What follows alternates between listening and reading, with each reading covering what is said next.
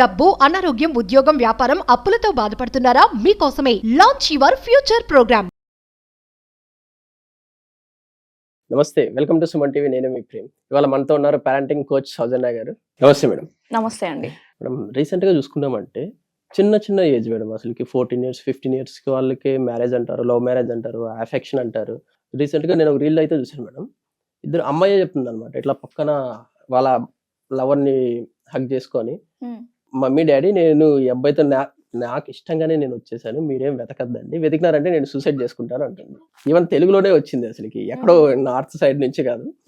ఎందువల్ల మేడం? అంటే వాళ్ళ ఆ టైంకి వాళ్ళ మైండ్ సెట్ ఎలా ఉంటుంది అంటారు? అసలుకి దేనికోసం ఆ అఫెక్షన్ కోరుకుంటా అన్నారు అసలు? అదే నేను ఇందాక చెప్పాను కదా, ఎప్పుడైతే ఇంట్లో పేరెంట్స్ ఎవరైతే ఉంటారో వాళ్ళు చిన్నప్పటి నుంచి what is love, okay, what is love అనేది చూపించకపోతే, చెప్పడం కాదు చూపించకపోతే బయటవి కరెక్ట్ అనుకుంటారు. బయట ఎవరో చెప్తే అది నేర్చుకుంటారు ఇన్ ఏ రాంగ్ డైరెక్షన్. మీరు కనుక రైట్ వేలో రైట్ థింగ్స్ నేర్పించకపోతే, ఇన్ షార్ట్గా బయట ఫ్రెండ్స్ నుంచో మిగతా సోషల్ మీడియా నుంచి ఈ మధ్యకాలంలో చాలా అవే ఇన్ఫ్లుయెన్స్ చేస్తున్నాయి. రీల్స్ అని, షార్ట్స్ అని ఎవరో ఎక్కడో చేస్తే మనం కూడా దానికి అట్రాక్ట్ అయిపోతున్నాం అదే కరెక్ట్ అనుకొని. బట్ ఇంట్లో ఏదైతే ఎన్విరాన్మెంట్ ఉంటుందో, ఇందాక అనుకున్నట్టు వైఫ్ అండ్ హస్బెండ్ రెస్పెక్ట్ఫుల్గా ప్రేమగా మాట్లాడకపోతే, ఓకే, వాళ్ళకి రియల్ లవ్ అంటే ఏంటో తెలియదు. ఎప్పుడైతే మీ పిల్లలు టీనేజ్ వయసు వస్తున్నారో, ఎప్పుడైతే 10 years బిలో ఏదైతే ఉందో ఆ టైంలో వాళ్ళకి లాజికల్గా అర్థం అవుతాయి వాట్ ఈస్ వాట్ అనేది, what is good what is bad అనేది అర్థం అవుతాయి. అప్పటి నుంచి చిన్న స్టార్ట్ చేయాలి మీరు చెప్పడం ఇంట్లో. సి, ఫస్ట్ ఆఫ్ ఆల్ పేరెంట్సే హెసిటేషన్గా ఫీల్ అవుతారు, వాళ్ళే రెస్పెక్ట్ ఇచ్చుకోరు. ప్రేమల గురించి అసలు ఇంట్లో మాట్లాడితే ఒక బూతులాగా చూస్తారు చాలా మంది. ప్రేమనా, ప్రేమిస్తున్నావా, అసలు ప్రేమ అంటే ఏంది, ఇంత లేవు నువ్వు ప్రేమ గురించి మాట్లాడుతున్నా, తిడతారు. ఏదైనా నేర్చుకుందాం ఏదన్నా అడుగుదాం అంటే పిల్లల్ని తిడతారు వాళ్ళు. మరి మీరే కరెక్ట్ గా నేర్పించకపోతే ఎక్కడికి వెళ్తాడు? మొబైల్ ఈజీ అవైలబుల్ ఉంది కదా, ఫ్రెండ్స్ ఈజీ అవైలబుల్ ఉన్నారు కదా, వాళ్ళ దగ్గర వెళ్ళి రాంగ్ గా నేర్చుకుంటున్నాడు. ఈవెన్ సెక్షువల్ ఎడ్యుకేషన్ కూడా రాంగ్ డైరెక్షన్ లో నేర్చుకొని రాంగ్ థింగ్స్ చేస్తున్నారు చాలా మంది.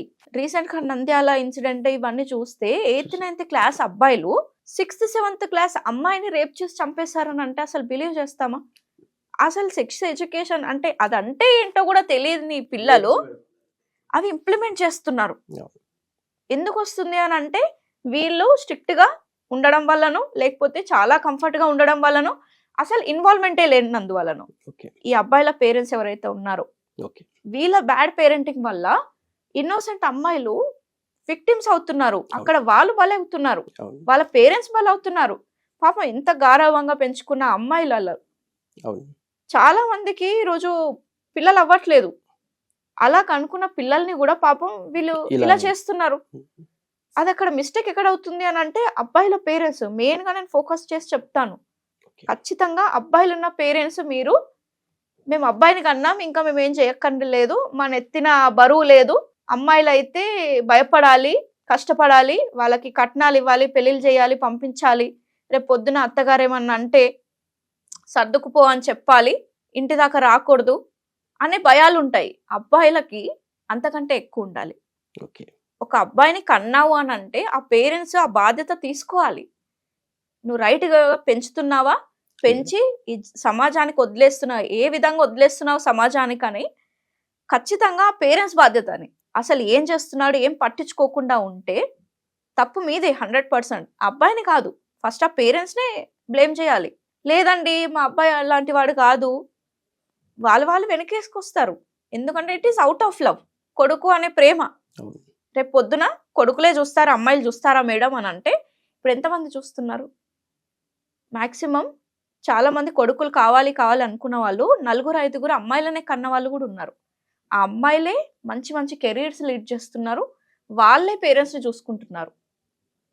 ఈ మధ్య కాలంలో అబ్బాయిలు చూడట్లేదు. ఎవరైతే అమ్మాయిలు ఉన్నారో వాళ్ళు చాలా లక్కీ ఈ జనరేషన్కి.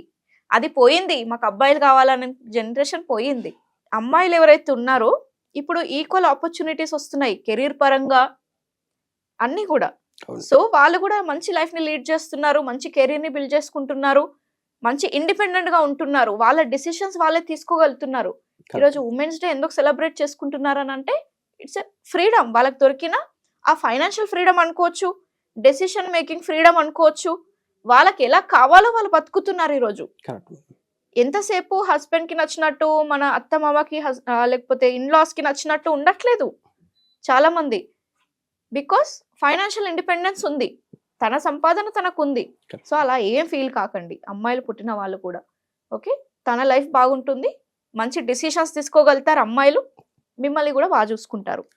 అబ్బాయిలు ఎవరైతే ఉన్నారో వాళ్ళకి స్ట్రాంగ్గా రికమెండ్ చేస్తున్నాను, మంచి బిహేవియర్తో పెంచలేదు అనుకోండి, రేపు పొద్దున వాళ్ళే మిమ్మల్ని ఇంకో సమాజంలో ఒక బ్యాడ్ సిచ్యుయేషన్లో పెట్టడానికి ఛాన్సెస్ ఉంటాయి. సొసైటీ మిమ్మల్ని హేట్ చేసే ఛాన్సెస్ ఉంటాయి మీరు కనుక స్టాండ్ తీసుకోకపోతే, ఆ డిసిప్లిన్ని మీరు బిల్డ్ చేయకపోతే. డిసిప్లిన్ అంటే మళ్ళీ తిట్టి కొట్టే కాదు, మీరు ఇంట్లో వాళ్ళకి రెస్పెక్ట్ ఇచ్చుకుంటూ, మీరు వాళ్ళతో ప్రేమగా మాట్లాడుకుంటూ ఆ బాండింగ్ అనేది బిల్డ్ చేసుకుంటుంటే, ఏదైనా తప్పు చేసి మీ దగ్గరకు వచ్చినప్పుడు వాళ్ళని యాక్సెప్ట్ చేయండి. ఒక అబ్బాయి తెలిసి తెలియక టీనేజ్లో చాలా మంది తప్పులు చేస్తారు, అలా అని చెప్పి కొట్టకండి, ఎందుకు ఆ పని చేసావని నిలదీయకండి. సరే ఇప్పుడు నువ్వు తెలిసి తెలియక చేసావు, it is wrong, next time చేయకు, దీన్ని ఎలాగైనా సరే మనం కలిసి సాల్వ్ చేసుకుందాం. అప్పుడు ఏమనిపిస్తుంది, ఎంత సమాజం నన్ను బ్యాడ్గా చూసినా నా పేరెంట్స్ నన్ను యాక్సెప్ట్ చేస్తారు. ఏదైనా జరిగినప్పుడు ఆ నర్వస్నెస్ అనేది ఉంటుంది కదా, అరే నేను తప్పు చేశాను ఇప్పుడు ఎక్కడికి వెళ్ళాలి అనేది ఉంటుంది కదా. వాళ్ళు అప్పుడు ఫస్ట్ మీ దగ్గరికి వస్తారు, పేరెంట్స్ దగ్గరికి. పేరెంట్స్ ఏం చేయాలో అఫీషియల్గా లీగల్గా అవన్నీ చేసేసుకుంటారు. ఓకే, నెక్స్ట్ టైం అలాంటివి జరగకుండా చూసుకుంటారు, కాపాడుకుంటారు. అంతేగాని పట్టించుకోకుండా ఉంటే మాత్రం వేరే వాళ్ళు బలవుతారు. అండ్ అమ్మాయిలు ఉన్న పేరెంట్స్కి కూడా నేను చెప్తున్నాను, ఏవైతే ఉమెన్కి డ్రీమ్స్ ఉంటాయి కదా, చిన్నప్పటి నుంచే నాకు ఇది కావాలి, నేను ఇది చేయాలనుకుంటున్నాను అని పేరెంట్స్కి చెప్పినప్పుడు ప్లీజ్ సపోర్ట్ చేయండి దయచేసి. మీరు డాక్టర్ అవ్వాలనుకుంటారు, లేదు తను ఏరోనాటిక్సో లేకపోతే ఏదైనా ఆర్ట్ స్కిల్ నేర్చుకుంటుంది, డాన్సో లేకపోతే సింగింగో, ఆ ప్రొఫెషన్ని ఎంకరేజ్ చేయండి తప్ప మీకు డాక్టర్ అవ్వాలని వాళ్ళని డాక్టర్స్ని చేయకండి. ఫోర్స్ఫుల్లీ చేస్తారు, బట్ అది లైఫ్ లాంగ్ ఆ ప్రెషర్ అనేది వాళ్ళు మెయింటైన్ చేసుకుంటూ ఉండాలి. వాళ్ళు ఎప్పటికి కూడా హ్యాపీగా ఉండరు. చేసేది చిన్న జాబ్ అయినా చిన్న పని అయినా హ్యాపీగా చేసుకోవాలి. ఎండ్ ఆఫ్ ది డే మనం భూమి మీదకి దేవుడు పంపించాడని అంటే హ్యాపీగా ఉండడానికే కదా. వెళ్ళండి మంచిగా హ్యాపీ లైఫ్ని లీడ్ చేయండి అనే కదా పంపించాడు.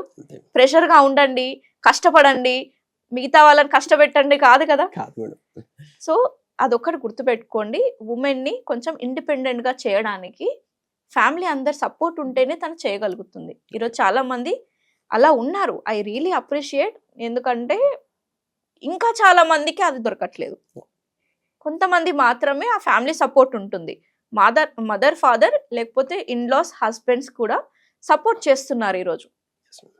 చేస్తున్నారు అనే దానికి ఉదాహరణలు మన దగ్గర చాలా కనిపిస్తాయి. ఈరోజు ఎవరైతే ఉమెన్ ఎంటర్ప్రెన్యూర్స్ ఉన్నారో, సక్సెస్ఫుల్ లైఫ్ని లీడ్ చేస్తున్నారో, వాళ్ళందరి ఎగ్జాంపుల్స్ మనం చూడొచ్చు. వాళ్ళ ఫ్యామిలీస్ వాళ్ళకి ఎంత సపోర్ట్ చేస్తున్నారని. మరి మీ అమ్మాయిలు, మీ పిల్లలు కూడా అలాంటి లైఫ్ని లీడ్ చేయాలని అంటే వాళ్ళు అనుకున్న దానికి సపోర్ట్ చేయండి. మీరు కనుక వాళ్ళు అనుకున్న సపోర్ట్ చేస్తే ఈ ఫేక్ లవ్ ఏదైతే బయట దొరుకుతుందో వాటికి జోలి పోకుండా కూడా వాళ్ళు ఉంటారు. అంటే వాళ్ళ డ్రీమ్స్ పైన వర్క్ చేస్తున్నప్పుడు వేరే ఇంటరప్షన్స్ ఏవైతే జరుగుతాయి కదా, అంటే లవ్ మ్యారేజెస్ కానీ ఇలాంటివి రాంగ్ డైరెక్షన్ లో వెళ్ళే ఛాన్సెస్ తక్కువగా ఉంటాయి. Thank you so much.